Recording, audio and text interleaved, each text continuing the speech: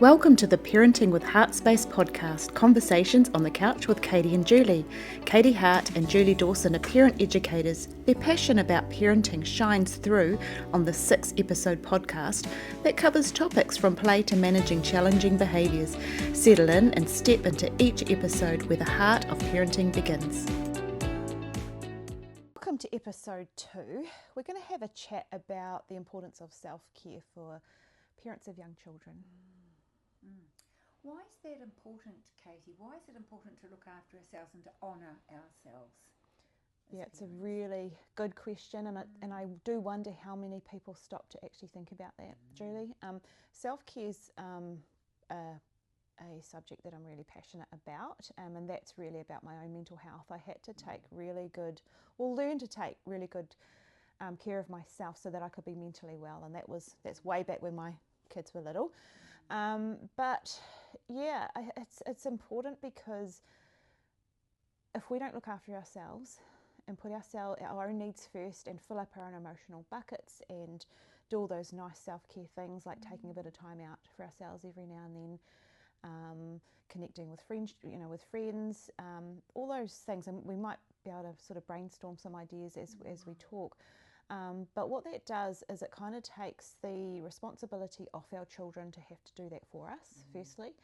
But it's modelling for them, for our children. This is how we take care of ourselves, and that's an important thing to do in life in general. But also I'm thinking about the busyness of life, and particularly for parents of young children in today's age, where economically most parents have to both be working and they can't necessarily afford to stay home with their children. So it's imagining parents who are working full-time and raising children, trying to balance finances and time and all of those things is hugely stressful. And I think we know that the impacts of stress, especially prolonged stresses, is really bad for us. It's not good for our health. We can end up with disease later on in life, and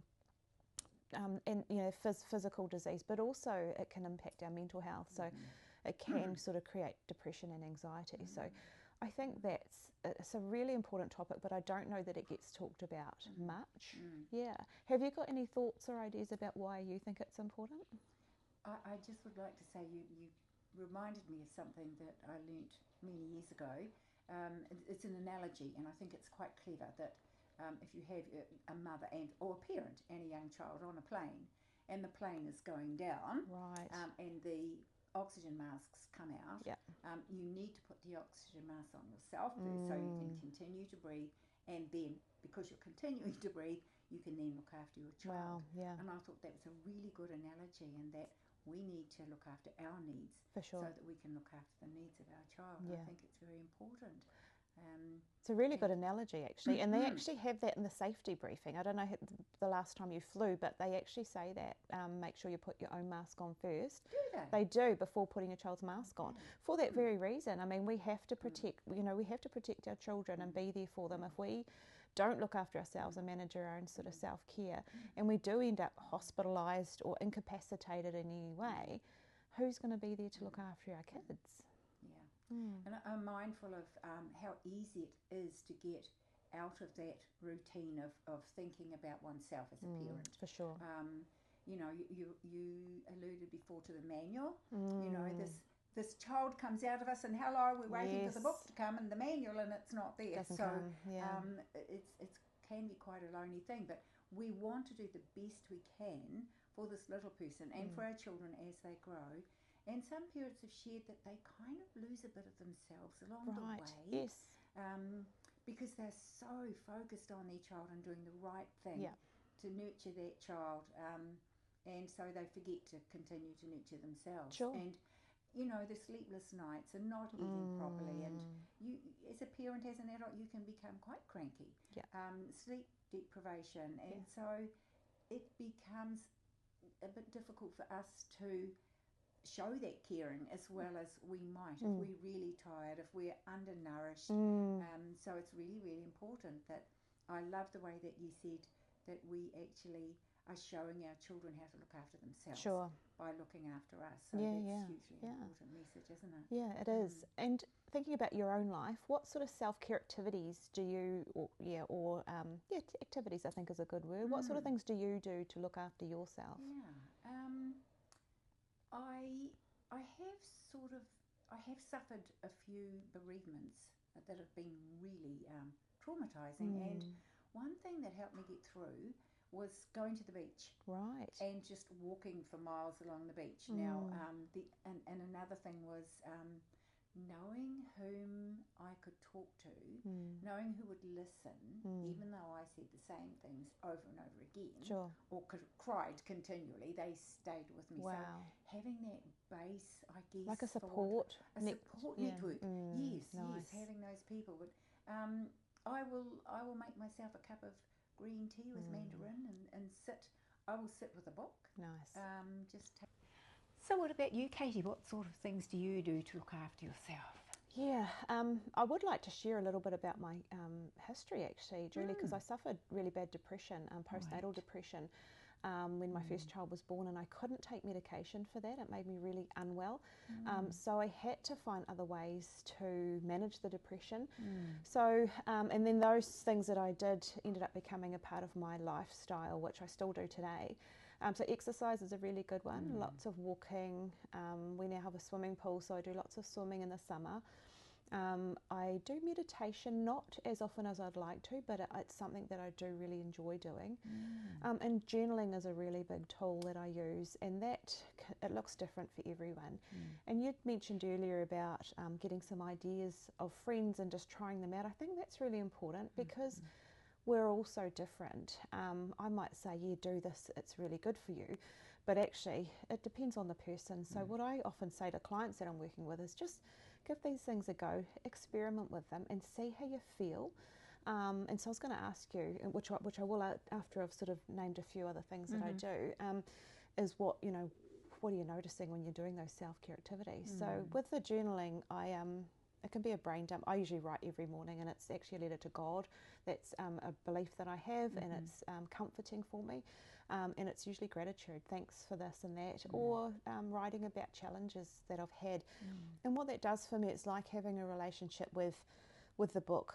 It's private and personal. It's not a conversation that anyone else needs to be aware of. It's just like an internal conversation that I get to write about in a journal. And I find that really helpful. Yeah, so what's the impact, or what are you noticing when you are doing the self-care things for yourself, like going for walks on the beach? I like myself more. Right. I have more energy, and I am more motivated because, not every day do we wake up and feel like we can take on the world. Sure. And so for me, it's that motivation, I think, is the key word for me. I actually feel like getting out and going and visiting people, or going for a walk with my dog, or going for a swim. There's that energy boost, and it's I feel good about the world and everybody within it. Amazing, isn't it? And myself. Yeah. I wonder if that's the dopamine or the endorphins, the release. So, all those good feel hormones, Yeah, absolutely. That's awesome. Is there anything that gets in the way or might stop you from wanting to engage with self-care activities? Gosh, that's such a really good question, Katie. Not for myself, I don't think, but I have had feedback from women in particular, that they feel guilty because they should be spending time with their child, or they should try and take that out of your vocabulary if you can, because it gets in the way of us doing what we want to do. But yeah, the guilt around this is not what parents should be doing. So I think that sometimes we just get a little bit skewed around what is the definition of a good parent, so we try to become that, and we lose doing what's good for us. And so that guilt thing can get in the way, and so I won't go out with my friends for the weekend because it might be seen that, she should be home with her kids. Sure. And so the guilt can be a barrier. It's a lot of social pressures, I think. I really appreciate you bringing up that good parent, because there's so much of that, and it's invisible. We don't see it, but it's there. It's definitely there. and so that we internalize that, I think, and those ideas, those very what's those strong ideas, I guess, in our society of not putting your children first and prioritizing certain things over and above yourself, or you're being selfish. I think that's a really important thing to think about, is the social pressure of what it is to be a parent. And if we can get back in tune with ourselves, somehow quieten those voices, negative voices, because when we do, like I speak for myself, when I am motivated, I can be more receptive to my children. I can listen better. I can give advice where it need to, and I can be better at all these things, you know. So it's really important that I do. As parents, we do look after ourselves, because we can be better parents for our children, be there for our children. Yeah, for sure. The term that I've heard recently, I think my son might have used it, was a social battery. My social batteries run low. And being an introvert myself, I sort of resonated with that, and that I do feel drained sometimes. And so that self-care, or boosting myself up, or filling myself up from the inside, is super important. Particularly, well, I shouldn't say particularly for introverts, because extroverts they have needs as well, and you can have a mix of introversion and extroversion. But solitude is another thing that I find really, really helpful. If I have enough, and it's always in my own home where I feel safe, and it's time alone, whether I'm watching telly or doing nothing, knitting, whatever I'm doing, it just seems to give me energy. I get energized by that. So I'm thinking about the amount of energy. I can hardly remember the amount of energy it takes to be a parent of a young child. And so just that extra important, to take little snippets of time out throughout the day to do what feels good for you, without the guilt, because the guilt belongs to someone else. It doesn't belong to us. Absolutely, yeah. So it's quite a skill, and learning how to actually place that guilt over there, because it doesn't belong here. Yeah, that's right. Something else, another lovely thing, is to get out amongst nature. Right. Lots and lots of people, including myself, find this is really comforting and wonderful thing to do. Just get out, walk in the bush for. It's grounding, 10 isn't minutes. it? Definitely is. It's wonderful. Yeah. For people who don't know about grounding, would you be comfortable explaining that, or do you want me to say a bit more? I'll let you talk a bit more about that, Katie. Well, I guess the technical scientific terminology is the Earth has an electromagnetic field, and so do we. And so I don't know the exact science, but when we're in nature and we, or on the ground, bare feet on the grass, it does something to our electromagnetic field, and it can calm us, calms our nervous system down.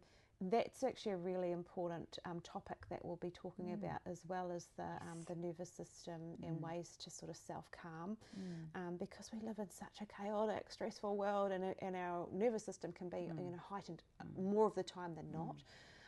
And then our kids can pick up on that vibration, that feeling as well. Yes. So a visualization that I sometimes do when I've had a really stressful day is coming home, standing on the grass with my bare feet, and visualizing roots growing out of my feet into the centre of the earth, and it just helps me feel really grounded and calm. So it's that's another good strategy. I like the way that you're talking about how our children can feel what we're feeling, and I liken it to that children are like sea anemones, that have lots of tentacles, and the children's tentacles are waving all the time. So we don't even have to be speaking for them to pick up on how we're feeling. They can feel what we're feeling. So if we're feeling energized and we're feeling good about ourselves because we've looked after ourselves and we've indulged in some self-care activities, our children will feel that, and they'll feel good about themselves as well. Nice. Something that we haven't talked about is that internal self-dialogue, or the internal self-talk, or the positive affirmations. What are some of the positive things that you might say to yourself? Yes, people used to sort of laugh at me a little bit about this, because I do talk out loud quite a lot, and I find that that's actually a self-care thing for me. I find it quite comforting. But if I have done something, like if I've had a task to do, maybe I've had to write something, a letter or something, and if I've got it finished, I will praise myself. So, well done, Julie, you got that done. See, it wasn't so bad after all. Actually, you're pretty good at writing letters. And it's a good feeling. Is it? Can you describe the feeling?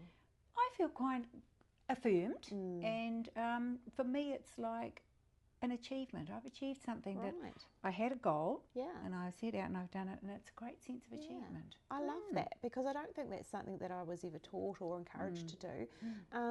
And some people might argue that that's kind of it's not boisterous, what's the word?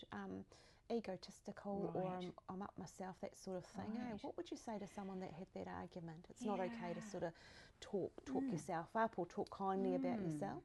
I've heard that it's kind of a Kiwi thing. I don't know if that's well researched or not, but you know, I have heard people say, oh, don't praise yourself or anybody. He can't get out the door, his head will be so big. And I think, oh, it's such a shame, because I think it goes back to self-care, and it goes back to if you're comfortable in your own self, and if you actually affirm that, you know, it's lovely, like monkey see, monkey do with our children. They see it, they hear it, and they think, oh, right, that it's okay to do, isn't it? Yeah. And it feels good. Yeah, absolutely. Cool. Yeah. I just had a question and it's slipped away right now. So what we might do is talk a little bit about the support network and the importance of that.